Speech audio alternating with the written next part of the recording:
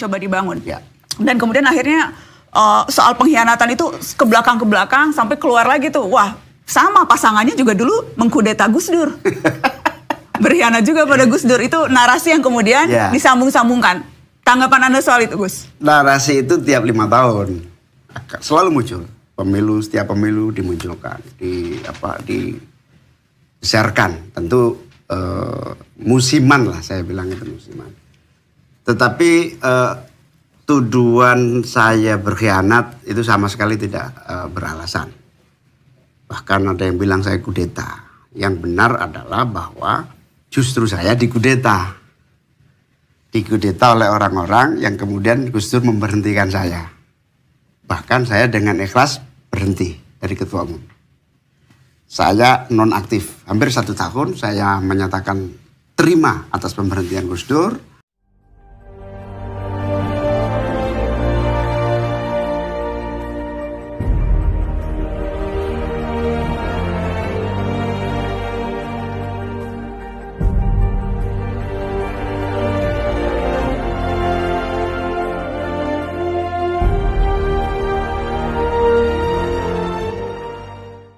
Bahkan termasuk yang paling langka, semua orang yang dipecat Gus Dur ngelawan.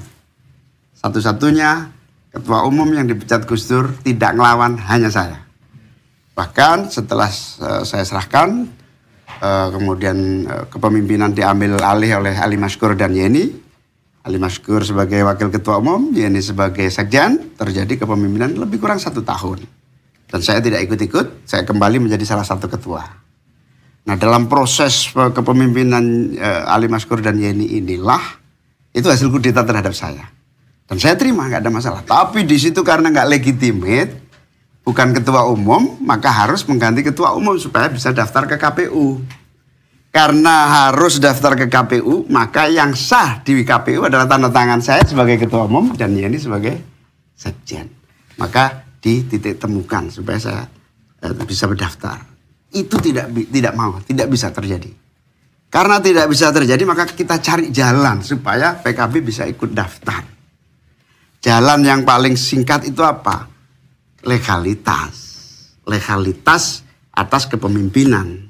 Nah, saya ketua umum, tanda tangan sendiri dengan wakil sekjen, nggak mungkin. Ali Maskur wakil ketua umum, tanda tangan dengan sekjen, nggak bisa diterima KPU. Kayaknya dicoba, itu pun gagal. Begitu gagal, ya sudah, kita cari jalan. Salah satu-satunya jalan adalah pengangkatan Yeni sebagai sekjen itu nggak sah. Karena Yeni diangkat bukan muktamar, Yeni diangkat sebagai sekjen di tengah jalan. Nah, penggantian itulah berkonsekuensi agak ribut segala macam. Nah, ini jadi cerita keluarga ini. Karena itu tudingan yang kemudian diarahkan. Ya, saya sebetulnya nggak ingin ngomong urusan keluarga, ini urusan satu urusan rumah. Partai kan, Gus? Iya, urusan partai. Makanya saya bilang begini, hiruk pikuk itu terjadi, nyaris PKB nggak ikut pemilu. Bahkan pengambilan nomor nggak sah. Karena dia merasa sekjen yang punya hak sama Ali Maskur, saya ketua umum nggak punya sekjen. Akhirnya kita cari jalan, pengangkatan Yeni sebagai sekjen itu nggak sah memang, penunjukan mendadak. Dari situlah penggantian Sekjen Yeni kembali ke sekjen yang asal, namanya Lukman Edi. Di situ KPU menerima. Akhirnya sah bisa ikut pemilu. Tapi udah remuk kita, udah macam-macam. Nah, justru yang kemudian sampai hampir kacau itu, hampir gagal ikut pendaftaran itu, Gus Dur manggil saya. Gus Dur malah kaget. Saya nggak nyangka kamu mau saya berhentikan. Mau, Gus.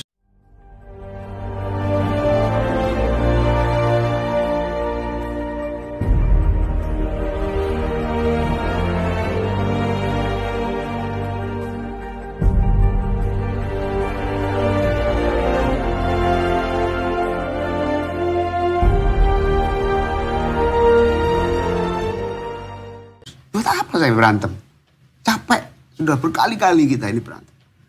Ya sudah, kamu bikin surat pengunduran diri sekarang. Saya, ini sudah ada draftnya, siap, saya tanda tangan. Saya tanda tangan surat pengunduran diri agar semua smooth. Apa yang terjadi? Semua orang belum tahu. Surat pengunduran diri yang sudah disiapkan Gus Dur, saya tanda tangani agar bisa jalan di KPU. Saya kasih kepada Gus Dur. Apa yang terjadi, Gus Dur? Luar biasa.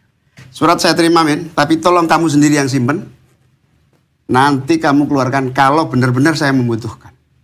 Sampai hari ini tidak pernah diminta Gus Dur surat itu ada di tempat saya. Ini behind the sign yang sesungguhnya itu ini. Sehingga alhamdulillah bisa lolos ikut pemilu. Masih ada surat itu, Gus? Ada, masih ada sampai sekarang. Dan itu jimat yang tidak boleh ada saksi-saksinya juga yang akan terjaga. Nah itulah, jangan dibalik-balik saya mengkudeta Gus Dur. Saya yang dikudeta. Tetapi saya terima, saya enggak.